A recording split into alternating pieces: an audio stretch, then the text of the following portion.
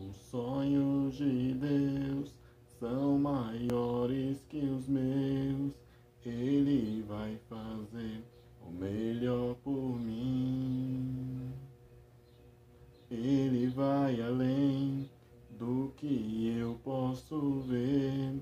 Ele faz o que eu não posso fazer. Olá, galera! Olá, beleza? Tudo bem? Tava com saudade? Acho que não, né? Já posso até imaginar os olhinhos virados assim, mas enfim, né? Esse vídeo é um vídeo mais curto, mais breve e ao mesmo tempo bem objetivo. E o tema deste vídeo de hoje vai falar sobre sonhos, e é por isso que eu já comecei cantando essa música que eu acabei de cantar, esse louvor. É um louvor que eu gosto muito, que se chama Os Sonhos de Deus, do Nani Azevedo. E como o tema do vídeo de hoje é relacionado a isso, achei bem apropriado, né? Então eu quero aqui falar um pouco sobre o sonho. O tema desse vídeo é: você sonha do seu jeito e Deus realiza do jeito dele. E eu quero aqui contar uma história, né, de quando eu era criança. Um dos meus primeiros sonhos, antes mesmo de eu me entender por gente, é um ditado que muita gente usa, que às vezes parece que não faz muito sentido, né? A pessoa se entender por gente. Ela achava que ela era o que antes? Um animal? Mas é porque chega um certo momento da vida de uma pessoa que ela começa a ter mais maturidade e começa a entender melhor o que é a vida, né? Então acho que vem daí essa expressão, me entender por gente. E quando eu era criança, eu sonhava muito. Eu sonhava, até hoje eu sonho. Mas eu quero falar de um sonho em específico que eu tinha quando criança. Quando eu era criança, eu sonhava em ser professor. Eu queria porque queria ser professor. Eu não sabia que professor ganhava mal, eu não sabia que era pouco remunerado. Enfim, mas quando você sonha, você não olha pro dinheiro, mas você olha pro ofício, né? É uma coisa que mexe com o teu coração. E isso é o poder de um sonho. O dinheiro, nestas horas, é o de menos. Claro que você precisa se sustentar, claro que você precisa se manter, mas quando você sonha pensando no dinheiro, aquilo não é um sonho de verdade. Porque dinheiro nem sempre realiza tudo, né? Muitas pessoas aí ganham bem, em empregos bons, e não são felizes porque não é o sonho daquela pessoa aquilo que ela está fazendo. Então eu sonhava muito em ser professor. Sonhava mesmo. Eu sonhava ao quadrado, né? Eu sonho até hoje. Eu sou conhecido como o sonhador. Eu vivo mais no mundo dos sonhos do que na minha realidade. E eu sonhava muito em ser professor. E eu quero contar essa história aqui porque às vezes nós passamos por fases, por situações da nossa vida, e que no momento em que estamos passando por ela, nós não entendemos o porquê.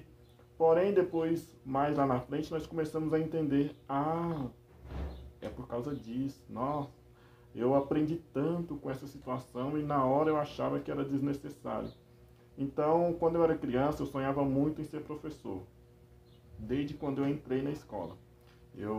Lá em casa era casa de placa, eu pegava aquelas quadrados de placa lá e começava a escrever, fazer tarefa para mim mesmo. Eu mesma fazia as tarefas e eu mesmo respondia as minhas próprias tarefas, né? Eu me imaginava o professor e depois me interpretava eu sendo o aluno, né? Quando a professora também na sala de aula pedia para alguém escrever no quadro, eu gostava bastante. Quando a professora pedia para anotar o nome daqueles que conversavam na aula para poder ficar sem recreio, eu também era um dos escolhidos. Eu não era o mais inteligente da sala, mas eu posso dizer que eu era um dos mais CDFs, né? Eu era muito estudioso, gostava muito de fazer tarefa, não era sacrifício nenhum fazer tarefa, enquanto muitas pessoas, muitos alunos ali torciam para chegar logo, né? Ficavam ansiosos para chegar às férias, eu já era o contrário, eu era doido para voltar às aulas. Então era um sonho muito intenso e eu sonhava muito com isso. E eu tinha certeza que quando eu crescesse eu ia ser professor. Eu ia fazer a faculdade de pedagogia, de letras, e ia me formar e começar a aderir a esse ofício, né? Só que ao mesmo tempo que eu queria muito, e uma coisa que é engraçada, é que todos os meus sonhos envolvem públicos. Todos os meus sonhos envolvem aglomerações de pessoas, envolvem comunicação. E eu tinha um problema, eu era muito ruim para comunicação. Eu era péssimo para comunicação. Se as professoras pedissem para mim fazer uma produção de texto, eu escrevia que era uma beleza. Eu não tinha problema em escrever. Agora, se fosse para ir lá na frente para poder falar aquilo que eu escrevia, aí era um problema. Quando tinha aqueles trabalhos, por exemplo, que você tinha que apresentar lá na sala, na frente da classe, para mim isso era um problema. Fazer o trabalho não era problema, o problema era ter que apresentar depois. Eu lembro de uma vez, quando eu estava na quinta série, né, estudava eu e a minha irmã nessa época, e na mesma sala, e a gente estava voltando das férias, né? Aí a professora de história pediu para fazer uma redação sobre como foi as férias, né? A professora de história pediu para fazer uma redação de como foi as férias. E então até aí para mim tudo bem, porque eu sempre gostei de escrever e eu fiz a minha redação em forma de poesia, né? Tipo, eu fiz algumas rimas lá explicando como é que foi as minhas férias e tal. O que eu não imaginava era que a professora iria pedir para cada aluno ir lá na frente e ler aquilo que escreveu sobre as férias. E eu tremi nas bases quando a professora falou isso logo depois de todo mundo ter terminado as tarefas. E quando chegou na minha vez, eu não queria ir de jeito nenhum. Por quê? Porque eu era muito tímido, eu era extremamente tímido. Mas a professora acabou ameaçando, né, que quem não fosse lá na frente fazer as tarefas, apresentar o trabalho, iria para a sala da diretoria. Antigamente, isso era uma ameaça séria. Hoje em dia, se falar para os alunos que eles vão para a diretoria, eles acham até graça. Mas antigamente, isso era uma coisa terrível, né? Ir para a diretoria. Então, a professora falou, então, quem não apresentasse a tarefa lá na frente, iria para a diretoria. Então, eu fui por livre e espontânea pressão. Aí, foi a sala inteira lá apresentar as tarefas, apresentar o trabalho. Aí, quando chegou na minha vez, eu fui, né, lá na frente me apresentar. E eu li o poema que eu fiz das minhas férias e tal, e na hora que eu terminei de ler, a sala inteira bateu palmas para mim. E eu, que já era tímido, fiquei com mais vergonha ainda. Aí logo depois foi um outro colega lá na sala também, leu, né, o texto dele sobre as férias, e a classe também bateu palma. Aí a minha irmã também foi lá na frente e leu também o poema dela sobre as férias, e ninguém bateu palma. Ou seja, as únicas pessoas que receberam aplausos da classe foi eu e um outro colega. Aí quando a minha irmã terminou de ler, depois foi outra pessoa ler e tal, aí a minha irmã falou para a professora, uai professora, por que o Ronaldo leu, todo mundo bateu palma, fulano ali leu, todo mundo bateu palma, e ninguém bateu palma pro restante dos alunos? Aí a professora de história falou, né? Vocês bateram palma porque vocês quiseram, eu não pedi para ninguém bater palma. Ou seja, foi uma coisa espontânea, né? Então, já aconteceu várias situações. Isso foi uma das... O que isso tem a ver com o que eu estou falando? Esse foi apenas uma das situações em que me obrigava a estar à frente de alguma coisa, sabe? Eu sempre fui tímido, então tudo que eu trabalhava era por trás, era nos bastidores, eu não gostava de estar na frente, né? Mas houve várias situações em que eu era obrigado a estar na frente, ou seja, Deus já estava me preparando para aquilo que Ele teria para mim lá na frente. Porque se dependesse de mim, eu não ficaria na frente de jeito nenhum. Mas eu já tive que estar na frente da classe apresentando trabalhos, mesmo quando era trabalho de grupo, o grupo me escolhia para representar eles. Às vezes eu tinha que estar na frente lá na peça de teatro da escola, porque antigamente tinha muita peça de teatro.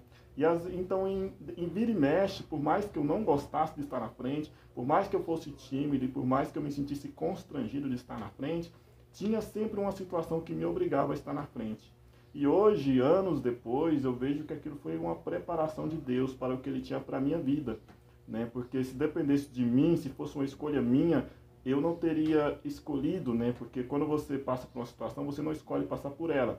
E depois que você passa por ela, você entende que você precisou passar por ela para poder crescer, para poder amadurecer. E os anos foram passando, e de repente a gente vai amadurecendo, vai crescendo, vai evoluindo e tal. E aquele sonho de ser professor foi ficando para trás, porque com 12 anos de idade eu fiquei sem andar. Então não pude completar os meus estudos. Foi quando eu paralisei os meus estudos de vez aos 12 anos de idade, né? Porque enquanto eu ainda estava calambeando das pernas, estava andando devagarzinho, eu ainda conseguia ir para a escola, eu ia de bicicleta. De bicicleta eu andava normal. Porém, quando era para andar a pé, eu não conseguia, porque eu já estava com as pernas travadas. Eu já estava começando a ficar sem andar. Né? Então, às vezes as pessoas me viam andando de bicicleta, nem imaginava que eu não conseguia andar normal assim de a pé, porque de bicicleta eu andava normal. Aí eu ia de bicicleta para a escola, chegava lá na escola, eu colocava a bicicleta encostada na cerca e ia andando, segurando nas paredes até chegar na sala de aula. Então, enquanto eu pude ir para a escola, eu fui. Até chegar um momento que eu não conseguia mais nem andar de bicicleta, foi quando eu paralisei os meus estudos. Então, este sonho de ser professor foi ficando para trás, porque eu não pude terminar os estudos para isso. Só que aí os anos foram se passando, né? E quando chegou lá na frente, eu me converti. E nessa conversão, quando eu me converti, eu não sabia o que eu queria, sabe, fazer. Eu não sabia o que eu queria fazer, no sentido de que se eu queria pregar, se eu queria cantar, o que eu queria fazer na igreja. Eu só sabia que eu queria fazer alguma coisa. E foi uma coisa tão interessante que, quando eu me converti, eu tinha certeza do que eu queria. Não foi uma conversão por impulso, não foi uma conversão por emoção, não foi uma conversão só de momento, por desespero, porque às vezes as pessoas passam por situações difíceis e vão lá para a igreja. E na hora que a situação melhora, sai da igreja. Então, a minha conversão não foi dessa forma. Porque quando eu me converti, eu tinha certeza que era aquilo que eu queria. O que eu ia fazer na igreja, o que eu ia apresentar na igreja, qual o trabalho que eu ia exercer, eu também não sabia, mas eu sabia que eu queria servir a Deus. E foi o que eu fiz. Eu levantei a mão, né, no dia 29 de março de 2010, aqui em casa, e aceitei a Cristo como Salvador da minha vida. E de repente, uma irmã, de onde eu congregava, ela falou para mim que eu tinha um dom para ensino. E eu não entendia nada. Por que ela estava falando aquilo? Porque ninguém me via falar dentro da igreja. Eu tinha dificuldade para falar. Eu era bom de memória, mas o nervosismo era tanto quando eu ficava na frente das pessoas que eu não conseguia abrir a boca para falar. Sabe? Então, como é que uma pessoa fala para mim que eu tenho um dom para ensino? Como que eu vou ensinar as pessoas calado? Porque eu não conseguia abrir a boca para falar sem gaguejar, sem ficar nervoso. E quando eu ficava nervoso, eu esquecia tudo que eu queria falar. De repente, uma mulher que nunca me viu falando, nunca me viu pregando, fala que eu tinha um dom para ensino. Então, ali já foi Deus começando a falar comigo. E nisso, o tempo foi se passando e 2 anos depois de convertido, eu comecei a pregar. E logo depois, não demorou muito, eu dei o meu primeiro ensino. Eu lembro até hoje que o tema era santidade. Estava lá como base, né? Hebreus capítulo 12, versículo 14. Seguir a paz com todos e a santificação, sem a qual ninguém verá o Senhor. Foi meu primeiro ensino. Do nada, assim, o pastor falou que eu daria um ensino. E era o começo, né, da campanha. Era uma campanha, era uma campanha de ensino onde seriam não sei quantas quartas-feiras baseada naquele tema. E eu iria abrir aquele tema, então foi uma responsabilidade muito grande, né? É como você abrir uma campanha, tipo, o primeiro dia é crucial, porque se as pessoas desanimarem no primeiro dia, elas podem nem querer ir no segundo, né? Então, abrir uma campanha ainda de ensino, né, que eu nunca tinha ouvido falar, foi uma responsabilidade muito grande, mas eu fui. Foi meu primeiro ensino. E não muito tempo depois, eu dei a minha primeira aula da escola dominical. Né? E por aí foi, depois veio o segundo ensino, veio o terceiro ensino, veio a segunda aula da escola dominical, veio a terceira aula, e por aí foi.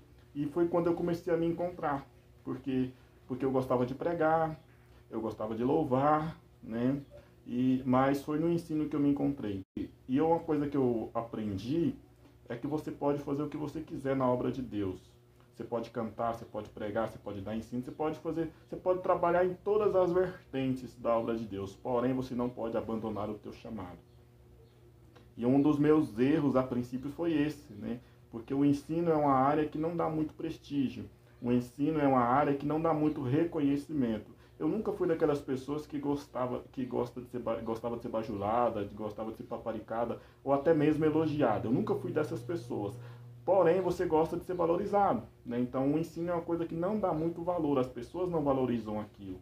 Mas eu gostava muito de ensino, porém, eu ainda não tinha certeza se era aquilo mesmo o meu chamado. Até que o tempo foi passando e Deus foi confirmando esse chamado. E eu aprendi que eu posso cantar, eu posso pregar, eu posso fazer todos os trabalhos disponíveis na obra de Deus. Porém, eu não posso abandonar o meu chamado. E é isso que eu quero falar para você. Você pode fazer o que você quiser na obra de Deus, você pode trabalhar com todas as ferramentas disponíveis na casa do Senhor, mas não abandone aquele chamado que Deus entregou na tua mão. Então, quando eu era criança, eu sonhava em ser professor.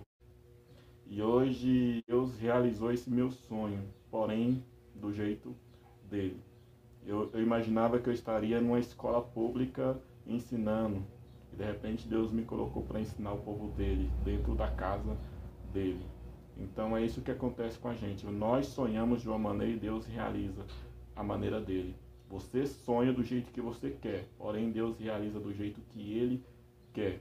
E para encerrar, eu quero aqui citar, Provérbios 16, eu não poderia falar de sonhos sem citar Provérbios, capítulo 16, o versículo 1, 2 e o versículo 3, que diz assim: do homem são as preparações do coração, mas do Senhor a resposta da boca. Todos os caminhos do homem são limpos aos teus olhos, mas o Senhor pesa os espíritos. Confia no Senhor as tuas obras e os teus pensamentos serão estabelecidos. Então eu gosto muito deste versículo, porque fala que do homem são as preparações, ou seja, nós preparamos, nós planejamos, nós arquitetamos, nós elaboramos, porém a resposta vem de Deus. É Ele que dá o checkmate, é Ele que dá a palavra final, é Ele que decide como vai acontecer. Eu sonhei do meu jeito e Deus realizou do dele. E eu sou uma pessoa sonhadora. E eu tô doido para saber como é que Deus vai realizar esses sonhos que eu tenho hoje. Porque eu sonhei lá atrás e hoje Ele realizou de uma maneira que eu nem imaginava que fosse acontecer desta maneira. Então eu tô doido para saber como é que Deus vai realizar os meus sonhos que eu tenho hoje. Então se você sonha, coloque os teus sonhos na mão de Deus. Faça para Deus aquela oração que Jesus fez. Seja feita a tua vontade. Então, que a vontade de Deus seja feita sempre. Não importa quais sejam os teus sonhos. Coloca sempre a vontade de Deus acima deles. Então é isso, que Deus abençoe a tua vida. Espero que este vídeo, que era para ser breve, tenha feito alguma diferença. Você pode curtir, comentar, compartilhar, e que Deus abençoe a tua vida e até a próxima. Fui.